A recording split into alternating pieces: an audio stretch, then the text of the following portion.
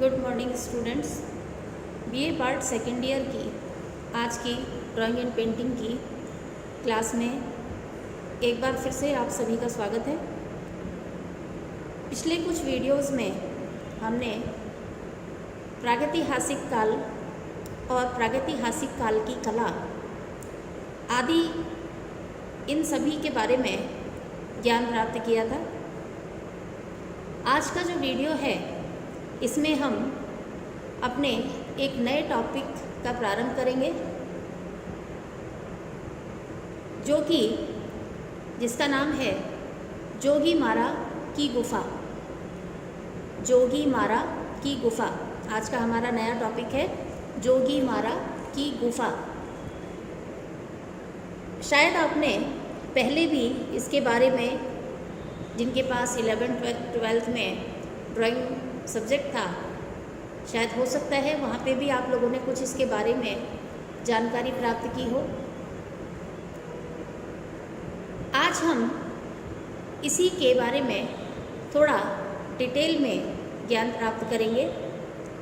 सबसे पहले हम इन जोगीमारा गुफाओं की स्थिति और इसका परिचय जानेंगे।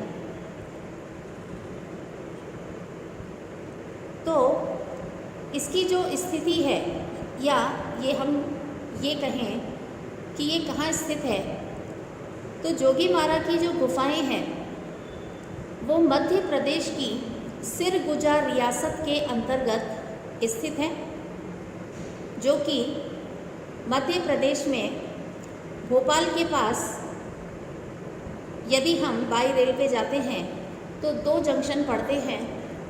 एक है बीना और दूसरा आता है भोपाल।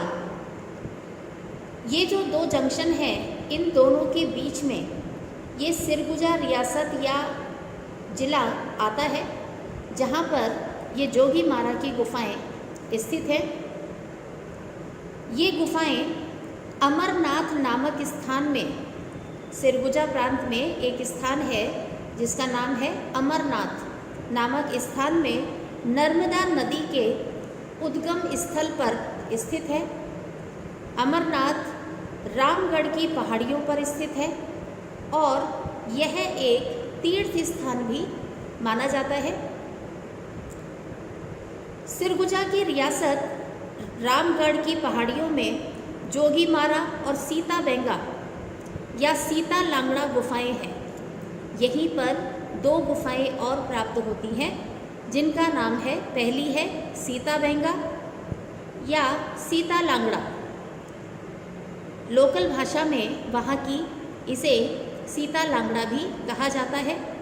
ये दोनों गुफाएं पास पास में थीं, जो कि एक प्रेक्षागृह हुआ करती थी। ये इनका समय लगभग 300 से 200 ईसा पूर्व के मध्य का माना जाता है। यह स्थान एक देवदासी का निवास स्थान था। किसका? देवदासी का निवास स्थान था।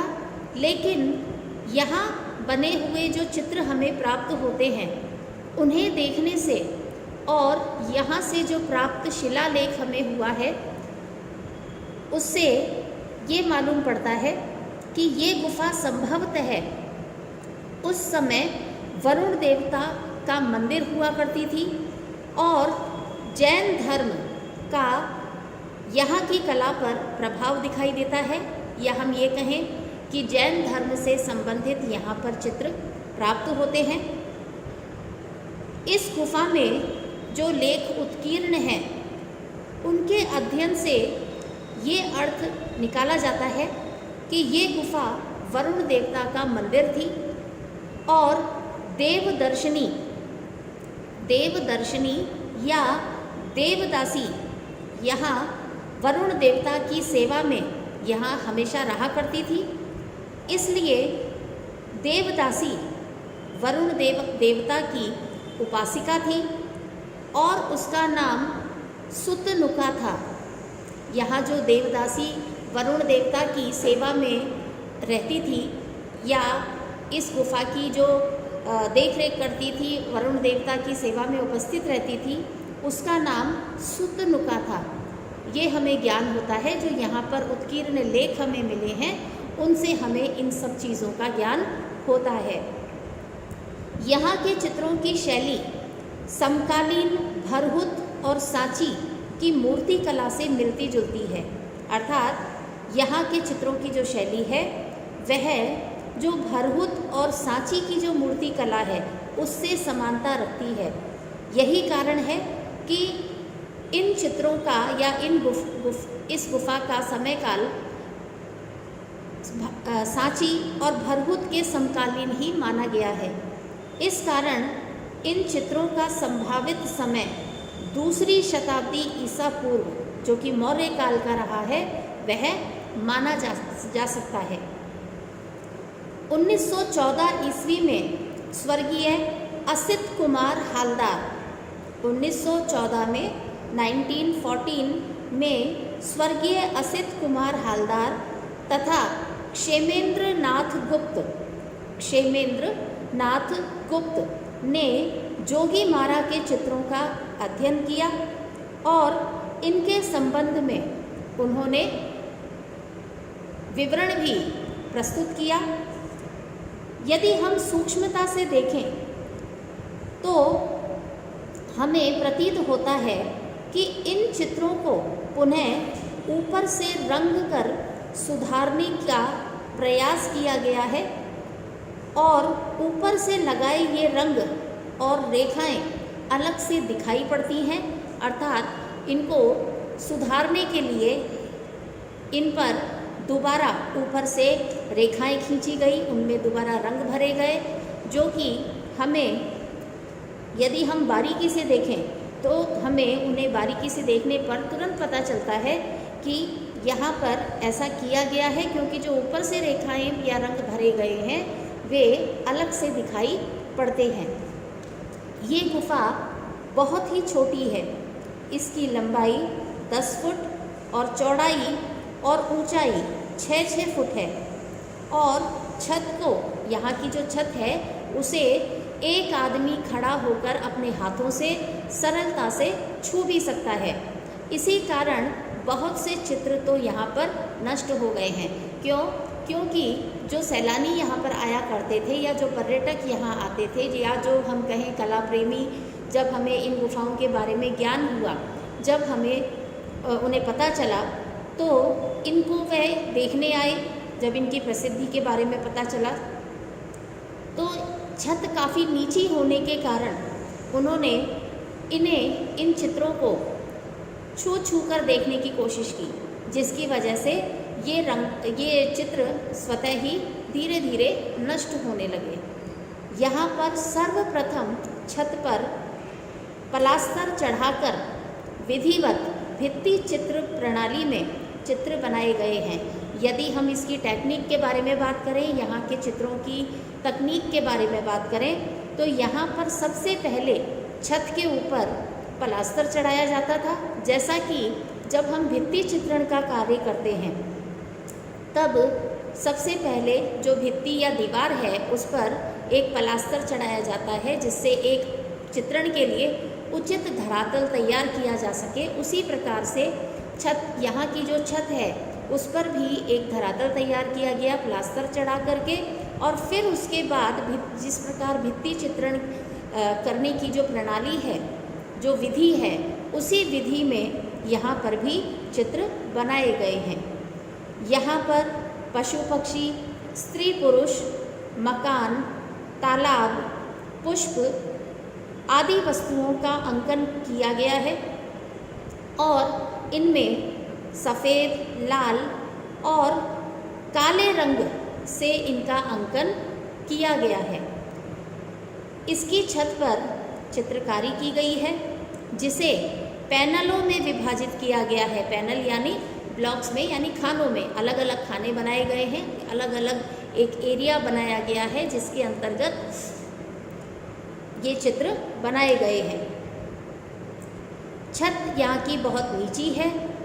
यही कारण है कि यहाँ पर छतों पर पेंटिंग या चित्रकला करने में काफ़ी मुश्किल नहीं हुई होगी, बल्कि बहुत ही आसानी से या सरलता से यहाँ पर चित्रण कार्य किया गया। क्योंकि यहाँ पर छत काफ़ी नीचे है, यानी चित्रकार की पहुँच के अंदर है।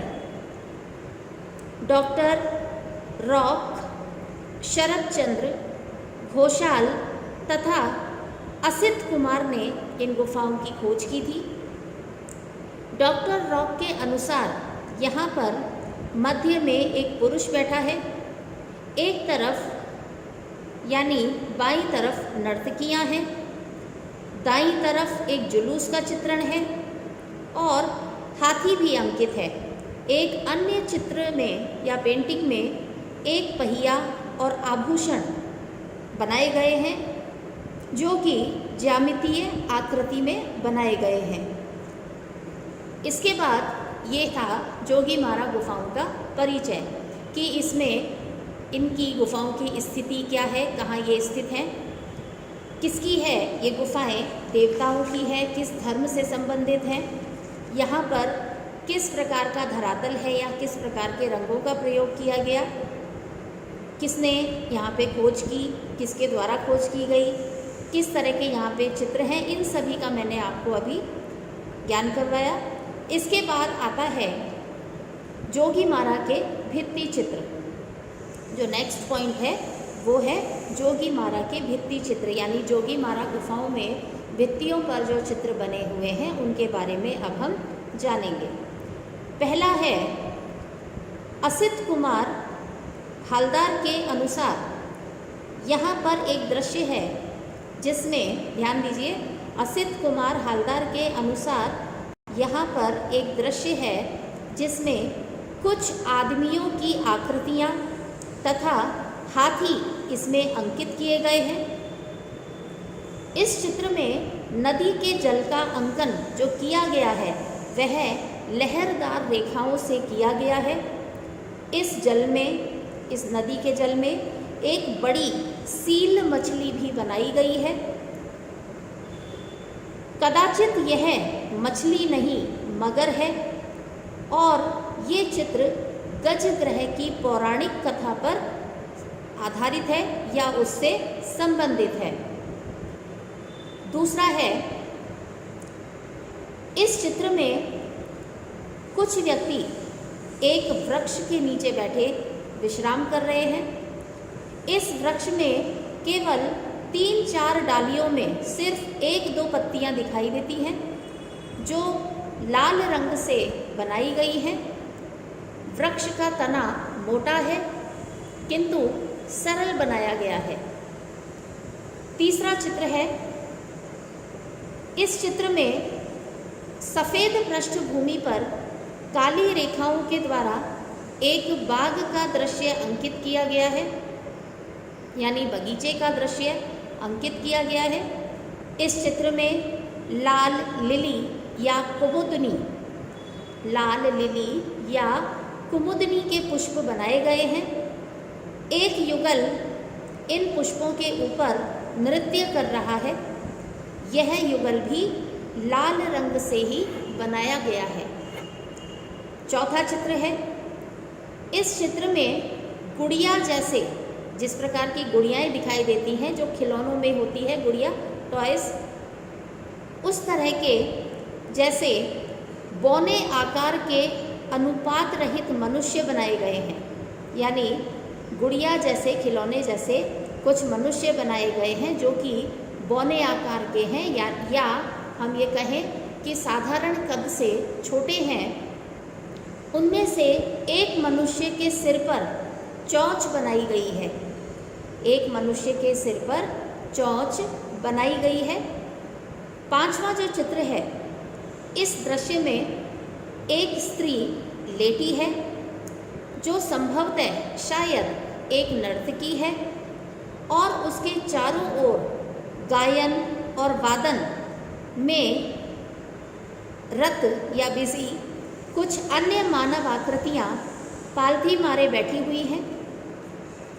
छठा चित्र है, इस चित्र में प्राचीन ढंग के रथों जैसे पुराने समय में रथ हुआ करते थे, उनकी छत हुआ करती थी, उस प्रकार के चैत्यों का अंकन हमें मिलता है, उस प्रकार के जैसे पुराने समय में रथ बनाए जाते थे उस प्रकार के यहाँ पर चैत्य बनाए गए हैं, जिनका हमें यहाँ इसमें अंकन मिलता है।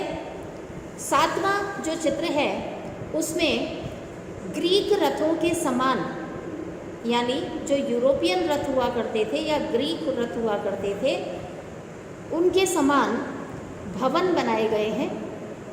इसके आगे का अधिकांश भाग नष्ट हो चुका है। ये सभी चित्र थे जो 7 मैंने आपको दृश्य या चित्र बताए अभी, ये सभी जो विद्वान थे असित कुमार हालदार, उनके अनुसार इन दृश्यों का ये वर्णन किया गया था। इसके बाद जो विद्वान हैं स्मिथ, उन्होंने संपूर्ण चित्रों में से जो यहाँ पर जितने भी चित्र बनाए गए थे उनमें से सभी चित्रों में से केवल 4 चित्र जो सबसे अधिक यहाँ पर सुरक्षित बचे थे उनका वर्णन किया है, जो इस प्रकार है। पहला है, केंद्र में एक वृक्ष के नीचे कुछ पुरुषाकृतियाँ बैठी बनाई गई हैं।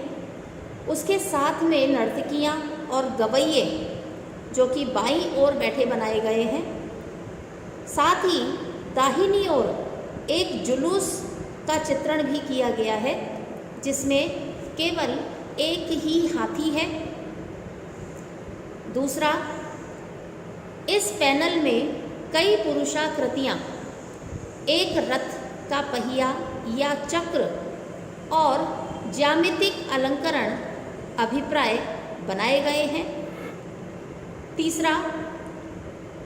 तीसरे चित्र का जो पैनल है इसके आधे भाग में पैनल है या जो ब्लॉक है उसके आधे भाग में केवल अस्पष्ट पुष्पों, घोड़ों और वस्त्रधारी पुरुषों के चिन्ह हैं।